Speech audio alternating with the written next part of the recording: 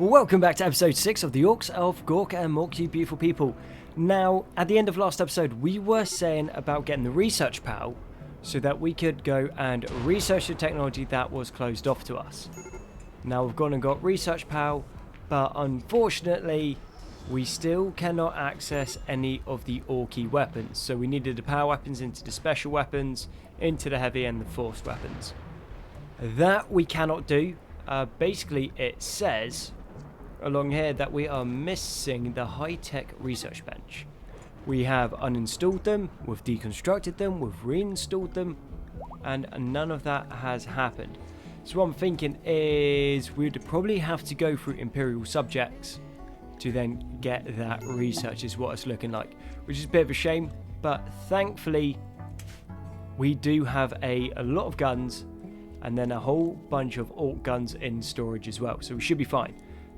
What I am thinking is, seeing as we are in a fairly decent situation, not the best one, but a decent one, we are going to go and start... Yeah, Orks still beating each other up.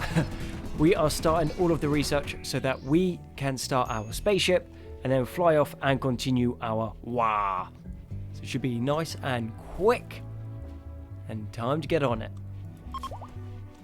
And as TerraSplitter keeps being super annoying and trying to convert everyone else back to his faith, which is not Orky enough, we are starting a conversion ritual which will hopefully bring down Terra Sculptor's ye old social resist. He's at 100%. Yeah, he is not happy about getting converted. So I think we go for it, see if we can get it. Will we get 100% conversion rate? Probably not, but one way to find out. Oosh! Oh, no, actually ineffective. Shame. What we could do is we could just imprison TerraSplitter and then do it that way. But I don't think that's a massive issue right now. And let's go and put some more spikes around. We're going to have to go rip some more skulls off some old Yumis. But Orks don't mind doing that. Seeing as we are going to start transitioning to getting that spaceship going, we are going to need some more Orks to hold the line. And we're also going to need more medics. So we have the first one here who can craft a medic. Not great, but can kind of do it. And has decent enough traits. So great memory, sanguine, frail kind of sucks, fast learner, which is going to be super useful. Body purist sucks, efficient is good, and nimble's really good. Now we've also got this one over here who is psychically hypersensitive, which is not great. Mind you, but then Orks aren't really phased by it. Teetotaler, which is right. Heat tolerant is right. Creepy breathing, nobody's going to like him. Xenophobe, and he also has a talent called No Talent, which means he has a permanent 3% mood buff. And a couple of other things going for him. So we're going to have these straight up imprisoned and then converted straight away. Once they're converted, they'll shave their silly hair off, and then we should also be able to get them into some mega armor, which is going to be good, because right now just having a whole bunch more DACA is going to be super important to holding the line for once we get the spaceship going. And having a better person for trying to convert works really well. We got some decent rates on that. I think we've got like 112 and 1.8, which is awesome, seeing as earlier we were only on about 6%. So this hopefully should take about half the time. It would actually be quicker than that, because in the time that it takes they're also recovering. But details. That's going to work quite nicely, and an extra suit of Ork mega armor is out, which is sweet. And I found out why our research was going so slow. It's because everyone hates TerraSplitter. And because everyone hates TerraSplitter, he just kept taking a massive kicking. Because he's taking a massive kicking, he couldn't do the research. So what we decided to do is TerraSplitter put his room into the research lab, so no one could actually hurt him. But then Madaka put his room into the research lab as well. So they just both beat each other down. Silly Orkses. And with Starship Basics sorted, let's go and bang down a couple structural beams to where we're going to build the ship. And I am thinking we do it in the top corner here. Not that that was really going to achieve much, but little by little we'll start putting the ship together as we get the research, and then there shouldn't be any lost time. So far, Etaz, which is not a very good Ork name, so far Etaz has basically managed to walk out of here, get to about there, get kicked in, end up back in hospital, get some armor on, got back out, got kicked in, We then pumped him full of bionics. He got back out, walked around the corner, got kicked in, and has now been dragged back to the hospital. And he is a tiny orc, and all the other orcs are kicking him in. Basically, as soon as they see him, he just takes a absolute beating from all of the others. So, wow, they gave him such a kick in that they smashed off the right bionic leg, and he lost a lung somehow. We didn't remove that. Yeah, you know the orc is having a bad time when literally putting bionics on him and they get torn off by the other orcs. Fantastic. Starship reactor is now ready, so we're going to bang that one down. How much more do we have? So we got the Johnson drive, machine persuasion, crypto sleeps, vacuum caskets. Yeah, not too much left. So that's 2 bits of the research done, and that's going to go down. And I'm wondering if we can be sneaky and start up the ship reactor now and then just be building it whilst we're getting attacked. And I think that would work pretty well. Oh yeah, Edis went on a murderous rage and then just got the absolute living hell beaten out of him by just about every other orc. Didn't quite capture it. It's just as like murderous rage and be like, oh, where is he? And then it's just like Gore Stomper just like stamping on him. Just like, ah, yes. The problem of being a little orc. And luckily, we just got a call from our old friends from the Union offering us an AI core, which we are going to need to get this ship into orbit. And Edis, do you want to go pick up your weapon, mate? Or apparently you can't. Details. Nobody cares. Right. So despite them offering the AI core, well, the persona core, we aren't actually good enough friends with them to give us the location of where it is. So we are just going to do the old drop pod trick. Load this bad boy up with a bunch of goodies for them. And let's just give them 8,000 orcoid fungus. And that should be more than enough to get them to spill the beans. And Edis once again flew into a murderous rage and decided to kill Warbok. And just got gunned down. Yeah, again, still didn't see it. The Orks are just so incredibly good at wiping each other out. And then he also went berserk, straight off the back of that murderous rage, got absolutely kicked in, then went into berserk. Edis, I think we might end up just sacrificing you maybe. For someone who's sanguine, and is meant to continuously be in a good mood, I have become what I hate. I asked for the exact opposite of this. And apparently his organs got harvested, so maybe we did take his lung. That's kind of funny. Yeah, Edis, mate, I suggest you sort yourself out, mate. Or you're going to go with the Grots on a suicide mission. Oh, and that's surprising. Another infestation. But this one seems a bit smaller. So that's only 12 hives. Well, 12 large hives and 13 regular hives. Right, we know the drill by now. Gear up. And let's go in and shoot them. I think, actually, we're better off coming from the top. No, everyone's still coming from the bottom. Cool. Off we go. Yeah, I am not going to miss this once the series is over. We're literally about to go into a gunfight, and the Orks have decided it's more important to fight each other than get into position. And then they come off draft as well. And Warbok has gone on an assault spree. Okay, good for you, Warbok, mate. Let's move back. Okay, Terra Splitter got caught out in the open. Oh, there is quite a few of them this time around. Kind of the reason why we wanted to go from the top, because we have a better line of fire. These guys can dead screen across here and get in very, very close. Warbok, mate, how's your insulting spree going, buddy? Stupid orc. Right. First wave has been sorted. 11 conditions, Warbok still being a little bit perturbed, and you have 5. And Zugros has gone on an insulting spree as well. Amazing. These orcs have just become very sensitive all of a sudden. that really makes too much difference. Most of them are still in fighting shape. And with that fighting shape, we can just push in, clear this infestation before it becomes a problem. Nice and easy.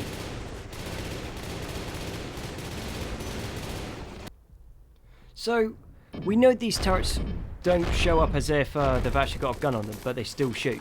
So what's interesting is if they actually work. And I'm going to throw it out there and say, yes, they do. They worked all right. It was only the vanilla mechanoids expanded, and they just haven't had many ships come in. Cool. So, yeah, turrets work, even though they don't look like they do. So there's a bug somewhere, but not the worst one. And Edders, mate, get your stuff together. We don't quite have as many orcs as we had planned, but we still got, what, 2 orcs in mega armor and then 1 Gork coming in. And there's a few mechanoids about. Actually, that's a, I don't know, 5 ciphers. Nothing actually all that scary, if we could hit them. Okay, Skitter, you are our DPS, so we need to move you back. Basham, you move out. There's no point you being in close combat. And Warbok, yeah, you got 1 condition, that is fine. Yeah, it turned out our other Gretchen that we sent in just had a mental break and then just kept being super annoying, so we took him off the group and left him alone. And Edders, every time he wakes up, he just gets in another fight and then just gets beaten down by the orcs. So he is more of a liability than anything that he's worth at the moment, but he might end up being useful for fodder. But here is what we came for, our Persona Core. Easy. Reform caravan, back to base, and we will take that with us. So thank you very much. Sweet. 1 last puzzle of the ship has been sorted, and now all it is the research. And we might have just got ambushed by another manhunter pack. Thankfully this time we don't just have 1 crop with a bunch of frag grenades. So let's hope we don't actually lose anyone this time, or I'd be quite embarrassed. But cool, that's all done. And over here, we have the Ancient Warwalker torso. So this is something I was saying about in another episode. That seemed pretty cool. A torso of a mid-scale Warwalker which fell here in ancient days. The valuable parts were looted long ago. Awesome. Now, seeing these sort of things makes me think that maybe later on in a couple more updates, we might start to see them. Because we've got an ancient mechanoid shell there, say. And then pretty much everything else that you get from the ancient stuff, it has pretty much all been incorporated. And they've said about vehicles in the past as well. So, makes me think that maybe, just maybe, these might become a thing. Or who knows, maybe if we go down the Archotech line, then they are a thing. And it's just a part of the game that I haven't discovered yet. Which to me actually sounds amazing. I've played this game way too much, so to actually find something new to be put in, yeah, I am completely up for that. That sounds awesome. Or it might not be that. I might just be absolutely chatting. Okay, we finally got it. So this is Etaz trying to go into murderous rage against Basham in full mega armor. What did you think was going to happen? You're literally smaller than his head. Muppet. Absolute Muppet. But we have now started to fortify the entrance. So standard-esque kill zone right here, which should work pretty well for us. Then fallback points, so we are going to be able to pull out and then go into other defensive positions. Also stops them coming around and getting straight on top of us. And it should be fairly easy to hold with 1 orc in power armor. Well, mega armor. So that is going quite well. We are running out of granite, but just to keep the orcs fighting, we are putting in some more granite statues because, you know, orkiness. And I think in a few days, we are going to be ready to start the ship. And then we can start adding the rest of the stuff that is needed. So we got the ship's computer core, which it's going to be 1 off. Not an issue. Okay, structural pole in the back. I don't get why the reactor's so big. Like, none of this fits together, but details. Ship engine. Let's put 2 of those in, that makes sense to me. Another structural beam. I don't really want one going that way. It's an Orky ship, so it doesn't need to look smart. Put the computer in the middle. And then all we need to do is fit, say, like 10 crypto sleeps on it. And then we can continue the war into the stars. And now we have the ship's crypto sleep caskets. So there's 3 there, so that's those 3. Then another 3, which gets these guys. And we'll put 1 more in. Because I am not expecting more orcs than that to survive this. And then what we've also done, because we are a little bit sneaky, is we have this up over here, and this is for prisoners. So what we're going to do before, well, yeah, just before we start the ship, we're going to fill this full of orcs, and then convert them, and then have them all ready to recruit. So as one orc dies, we can bring another one out to join us. Because if we go like whole hog, and then get as many orcs right now as we can, we will get overrun, because this will scale against us super quick. And August has joined us and gone straight for the power armor. It turns out Etaz is too small for power armor because he's a youth, which makes sense, which is actually quite a interesting way to do it. So not all orcs have the same strength, so the bigger the orc, the stronger it is, which obviously makes sense. And I just think that's a nice thing, so it stops like youths running around in mega armor. So you are now more important than Etaz and Terra Splitter because you're bigger. And bigger is better in orc culture. So Terra Splitter, I need you to grow, buddy. Need you to grow. These puny little humies thought they could extort us for 24,000 silver. Which, no, they cannot. Now this is going to be interesting to see where they go. Because hopefully they just go through the centre of the map and then come through our kill zone. If they start tunneling through walls, then we are going to need a little bit of a rework. Now the way the AI works is the AI tries to get access to your rooms. That's how they know where your base is apparently. So even though we've got all these fortifications and walls and that, because Rage Walker's room is right here, they have a clear line to it. Which means that even though this is a giant mess of an orc fortification, they should always come through the centre. Unless they're sappers, then they'll start going through walls. But the idea is that we've got multiple walls in that, so that should put most of them off. Now, no point getting caught out in the open, so let's get down into some sort of defensive lineup. And we'll save defensive positions now, because we're actually going to start needing them, because we will have to fight from the kill zone. And also means that we're going to need mortars, and lots of them. But I do like seeing those big streams of bullets just going off in the background. Yeah, that's going to be most of them done. Yeah, I don't think we need to worry about Warbuck and August right there. Okay, Rage Walker into here, Gorebuster across there, Malix move down. And these walls will definitely need to be reinforced because they are just going to get shot through. But considering there is quite a few humies, I think the fast rate of fire of our guns is paying off because they are just grouping up and just getting butchered. And yeah, that kind of works how to be expected. And no, you don't get a tunnel through our base. So the idea is once they come through, they can't immediately like surround you guys or shoot them in the back. And we've got orcs coming this way. Rock and a hard place comes to mind. Bad time to be you, humies. Why don't you have a gun, buddy? So, August, I think you look like you should have a snaz gun. To me, that makes sense. Oh, that would have sucked so bad to be there. Nice. Proof of concept kind of works. And I'm just throwing it out there, but I think that this is just about the best that we are going to get. So we're going to start the ship reactor in a second. So the way the base works, people come in here, They can't get behind our guys. If they do, they have to come around the corner, which means then the Orks are going to have a way of actually fighting them. Everything goes wrong, the Orks can flee up, they can flee down. If they go down, they got a kill zone here.